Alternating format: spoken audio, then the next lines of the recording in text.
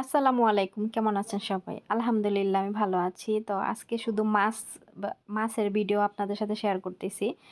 তো মাছ বাসার সব শেষ হয়ে গেছিল। আমি আরো ৩-৪ দিন আগে মাছের কথা বলছিলাম। কিন্তু মাছ আর আনে নাই। আজকে হচ্ছে মাছ নিয়ে আসছে আমার কফিলে।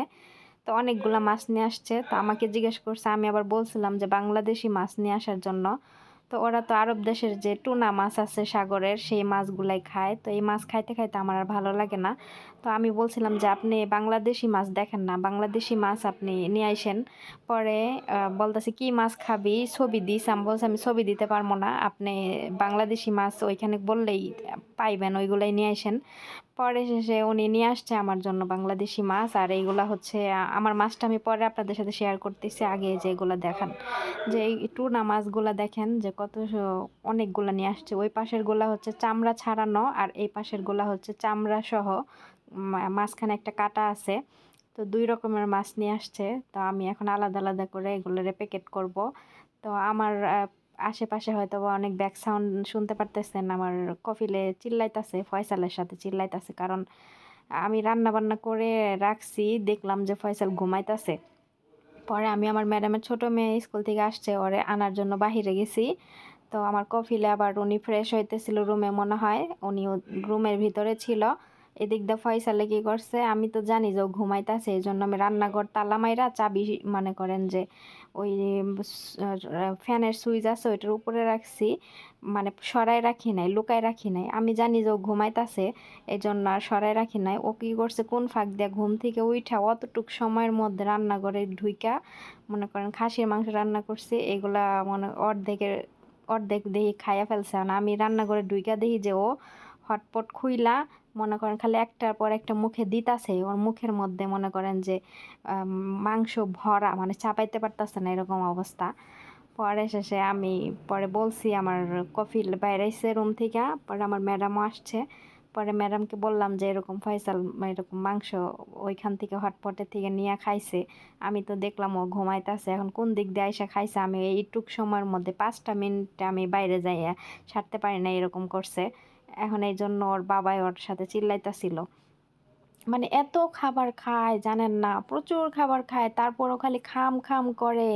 মনে করেন যে ওই যে বলি না আপনাদের সাথে যে মাঝে মাঝে আমার নাস্তাটাও খায় ফেলায়, আমার জন্য নাস্তা রেখা যায়, এগুলো খায় ফেলায়। তারপরে ম্যাডামে যদি কোনো দিন ভুলে ও খাবার টাবার মনে করেন যে লক কইরা না রাইখা বাইরে রাখে, ওই দিন মনে করেন যে ওই খাবার আর মানে পায় না, নিয়া ওই যে খায় ফেলায়। মানে যার খাবার পাইবো তারটাই নিয়ে খাইবো, ওরগুলা তো খাইবই, যারটা সামনে পাইবো নিয়ে খাইয়া ফেলবো। এত সেফটি নিয়ে কি বাসার ভিতরে চলা যায় বলেন? এই যে রুমে ঢুকলে দরজা তালা মাইরা রুম থেকে বাইরে হইব।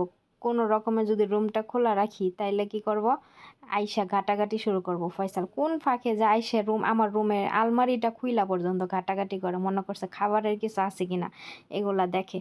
তো আমি আমার আলমারিটাও মনে করেন তালা দিয়া চাবিটা আমি লুকায় রাখতে হয় ওর জন্য। মাঝে মাঝে যদি কোনোদিন আমার রুমের দরজা আমি তালা মারতে ভুইলা যাই, তারপর ও কি করে ওগুলা রুমের ভিতরে এগুলা এসা করে। তো ওর কথা আর বইলা লাভ নাই। আর এত একটা বাসার ভিতরে কাজ করলে এত সেফটি নিয়ে কাজ করা যায়। রান্নাঘরটা যদি কোনো রকম হচ্ছে খোলা পায়, তাহলে ফ্রিজের জিনিসপত্র মনে করেন ডিমগুলারে ভাইঙ্গা থুইব, ওই 7 আপের বোতল খুইলা ফালাই দিব, 7 আপ ডাইলা ফালাই দিব। তারপরে খাবার থাকলে খাবার খাইয়ে ফেলবো, এরকম করব। ঠিক আছে, এত সেফটি নিয়ে এত চলা যায় না। সব সময় কি আর মানুষের এত মনে থাকে, খেয়াল থাকে? তো যাই হোক, ওরা স্কুল থেকে আসছে, খাওয়া দাওয়া করতেছে। সাউন্ড আসতেছে নাকি জানি না, ওরা অনেক জোরে জোরে কথা বলতেছে, আমি শুনতেছি। এখন আপনাদের এখানে যাচ্ছে কিনা আমি জানি না। তো এখানে আমি মাছগুলা আমি প্যাকেট করতেছিলাম, আমার কফিলে মাছগুলা আইনা আমাকে বলতেছে যে বেশি করে না রাখতে, 8-9 পিস করে রাখতে। তো আমি বড় বড় যে পিসগুলা ওগুলা সব এক সাইজের করে 8 পিস করে রাখতেছিলাম। আর যেগুলো একটু ছোট সাইজ ওগুলা আবার একটু 8-10 পিস করে রাখতেছিলাম। কারণ এই ছোটোগুলায় যে চামড়া আছে, চামড়া তো ওরা খায় না। তো এই চামড়া সহ রান্না করলে আবার এখানে ইয়ে আছে, কাটা আছে, তো কাটা কুটা এগুলা বাইসাই করলে মাছই থাকবো না, এই জন্য আমি একটু বেশি করে রাখতেছিলাম। হ্যার কথা কে শুনে? তারপরে আমার আবার আইসা জিজ্ঞেস করতেছে যে কয় প্যাকেট রাখছস। পরে আমি কই মনে নাই, তুই গিয়া গুনগা। আমি আবার এই কথা কইছি, আমি কই, আপনি গিয়ে গুনেন গা, আমার মনে নেই। পরে যে আমি হচ্ছে পরে কয় আচ্ছা গোনা লাগবো না, যা হইছে হইছেই। পরে মহিলা মানুষের মতো মনে করেন যে মাছ আইনা দিব, আবার কইব যে এই কয় পিস করে রাখ, আবার কইব যে কয় প্যাকেট হইছে, এরকম করে জিগায়। তো আমি আর কিছু কই না, আমি কই কি আপনি গুইনা দেখেন গা, আমি গুনতে পারবো না, এগুলো আমি কইয়া দিই আর কি। পরে কখনো রাগ হয় না, রাগ করে না, আমাকে অনেক ভালো জানে ওনারা, এই জন্য আমি একটা কথা বললেও রাগ করে না কখনো, কারণ জানে সব সময় সবার মন মানসিকতা একরকম থাকে না। তো এই যে এই মাছগুলো আমার প্যাকেট করা হয়ে গেছে, এখন আমি করব, কি বলে, ওই যে কাটা ছাড়া যে মাছগুলা, সেগুলাও করছি না কি করব আমার এটা মনে নাই, কি ভিডিওটা অনেক মাছ নিয়ে ঘাটাঘাটি করতে করতেই মনে করেন যে ভিডিও আজকে শেষ হয়ে গেছে। তো এখানে দেখেন এই মাছগুলা হচ্ছে আমার জন্য নিয়ে আসছে। তো এই মাছগুলা হচ্ছে রূপচাঁদা মাছ।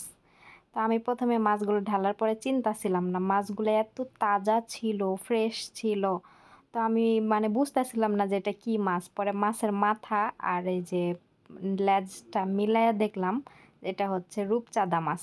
তো রূপচাঁদা মাছ তো অনেক মজার একটা মাছ, এটা আমাদের বাংলাদেশে রূপচাঁদা মাছ ভাইজা ভুনা করলে অনেক বেশি মজা লাগে। তো এই মাছটা দেখে আমি অনেক খুশি হয়েছি, অনেক দিন পরে এরকম হচ্ছে মাছ খাবো, নিজের মতো করে রান্না করে খাবো। তো এই এই কয়টা এগুলা শুধু আমার জন্যই নিয়ে আসছে। তো কাইটা নিয়ে আসছে সুন্দর মতো, আইসটা মাছটা ফালায় কাইটা নিয়ে আসছে, আর মাছগুলো আপনারা দেখতে পারতেছেন একদম তাজা ফ্রেশ মাছগুলা। তো আমি এখন এই মাছগুলো 3 পিস করে প্যাকেট করে রাখবো। তো 3 পিস করে প্যাকেট করে আমি হচ্ছে 5 প্যাকেট রাখছি, কারণ যেদিন ওদের জন্য এই টুনা মাছ রান্না করব সেদিন আমার জন্য এই মাছ 1 প্যাকেট রান্না করব, এইভাবে রান্না করব, তাইলে হবে। আর এই টুনা মাছ অনেক ভালো, অনেক আপুরাই আমাকে কমেন্ট করেন যে টুনা মাছ হচ্ছে শরীরের জন্য অনেক ভালো, এটা এটা অনেক দামি মাছ। হ্যাঁ আমি জানি আপুরা, এটা হচ্ছে অনেক দামি মাছ টুনা মাছ, কিন্তু সব সময় মনে করেন যে এক জিনিস খাইতে তো ভালো লাগে না, আমরা যেহেতু যদিও বাঙালি মানুষ, বাংলাদেশি মানুষ, তো আমাদের এক খাবার তো আর আমরা প্রতিদিন খাইতে ভালো লাগে না। এই জন্য আমার কাছে একদিন খাইতে মন চাইলে আরেকদিন আমার খাইতে মনে চায় না, এই হচ্ছে তো আমার মাছগুলা প্যাকেট করা হয়ে গেছে, 5 পিস করে রাখলাম। এখন আমি পলিথিনগুলা হচ্ছে করব, মুখটা বাইন্ধা দিব, বাইন্ধা ফ্রিজে রাখবো। আর এই দেখেন, আপনারা দেখেন কতগুলা পলিথিন, মাছ প্যাকেট করার পরে কতগুলা পলিথিন হয়েছে, কিন্তু আমি গুনছিলাম জানি কয় প্যাকেট, পরে আর আমার মনে নাই, এজন্য আমি আর কইতে পারি না। আমার কপিলে যখন আমার জিগাইছে যে কয় প্যাকেট রাখছে, এটা আমার মনে ছিল না। পরে এই যে আমি এখন এই যে মাছগুলারে পলিথিনগুলারে আটকাইতাছি।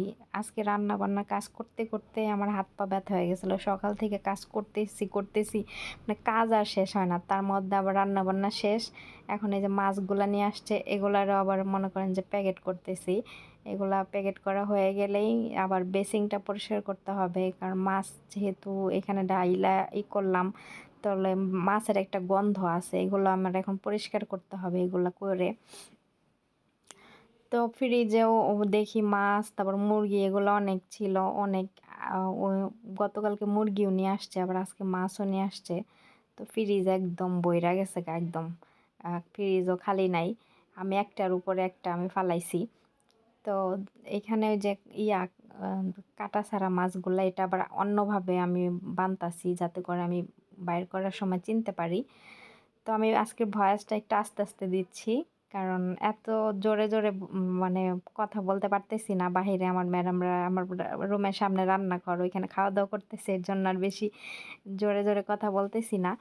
তো এখানে যে আমার মাছ সব করা হয়ে গেছে, এখন আমি হচ্ছে করতেছি, এই যে ফ্রিজের ভিতরে রাখতেছি। ফয়সালকে দেই নাই, কারণ ফয়সালের হাতে নাহলে মাছের গন্ধ পড়বে, এই জন্য আমি যেহেতু মাছ ধরছি আমার হাতেই মাছ, আমি আবার হাত ধুয়ে ফেললে হয়ে যাবে, এর জন্য আর ফয়সালের হাতে দেই নাই। আর আরব আরব দেশে যখন আরবিরা মাছ কিনে অনেকগুলা করে কিনে, তো এইগুলা গুছাইতে গুছাইতে মনে করেন যে আরও মাছ কিনে। তো আমার হচ্ছে কফিলে এর আগে অনেক মাছ আনতো, ইদানিং তো কম আনে, ইদানিং এতগুলা মাছ একসাথে আনলে ফ্রিজে রাইখা দেওয়ার পরে, তো পরে আর খাইতে ভাল লাগে না, মাছগুলো একবার ফ্রিজে বেশি দিন হয়ে যায়, এর জন্য এখন আর বেশি আনে না, কম করে আনে। তো আমার মাছগুলা সব গোছানো শেষ, এখন আমি এই যে থাল বাসন কিছু ছিল, তারপরে বেসিংয়ে যে কল, তারপর পুরা বেসিংটা আমি সুন্দর মতো সাবান দিয়ে সোবা দিয়ে ডলে নিচ্ছিলাম, কারণ যেহেতু এখানে মাছ এখানে ঢালা হয়েছে, মাছ এখানে করা হয়েছে, তো অনেক মাছের একটা গন্ধ থাকে না, তো এই জন্য আমি সাবান দিয়ে চোবা দিই। আমি যখনই মাছ আনে আমি সব কিছু গুছানোর পরে পরিপাটি করে একবারে মুইসা ফালাই, যাতে করে রান্নাঘরে কোনো মাছের যাতে কোনো গন্ধই না থাকে, এরকম করি। তো সুন্দর মতো হচ্ছে সব কিছু করে নিলাম। আর ওইখানে আমার চুলায় রান্নাও আমার বসানো আছে, এখনও শেষ হয় নাই, দমে বসায় রাখছি। তো এখানে এদিক দিয়ে সব গুছাইয়া তারপরে রান্না বান্না হচ্ছে দমে বসায়া আর রাখছি। এখন রান্না বান্নাও শেষ, আমার কাজও শেষ, রুমে গিয়ে যাবো, হাত মুখ ধুবো, ফ্রেশ হব। সকাল থেকে এত কাজ করতেছি, আজকে সময়ই পাই না, আমি একটু 5টা মিনিটও আমি বসি নাই জানেন।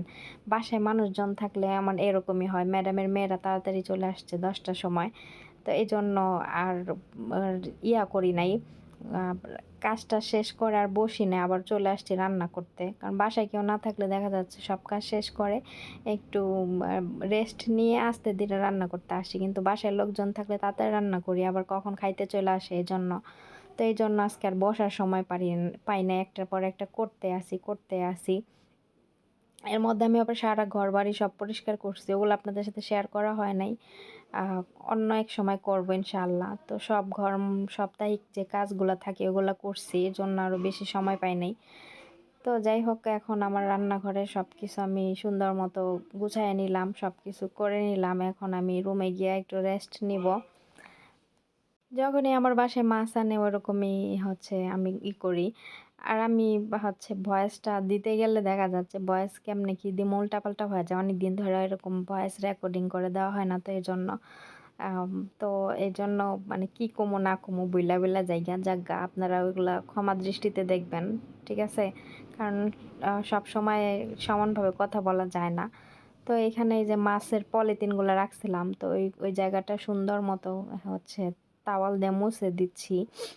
তো সুন্দর মতো আমি তাওয়াল দিয়ে সব জায়গায়, আমি রান্না বান্না করার পরও এমনিও আমি সব কিছু মুছা ফেলি, যাতে করে পরিষ্কার থাকে। প্রত্যেক দিন আমি সেম কাজই করি, পরিষ্কার রাখি, এইভাবে সরায় সরায় সব জিনিসপত্র মুছি, যাতে প্রতিদিনের কাজ প্রতিদিন করলে পরে সব জিনিস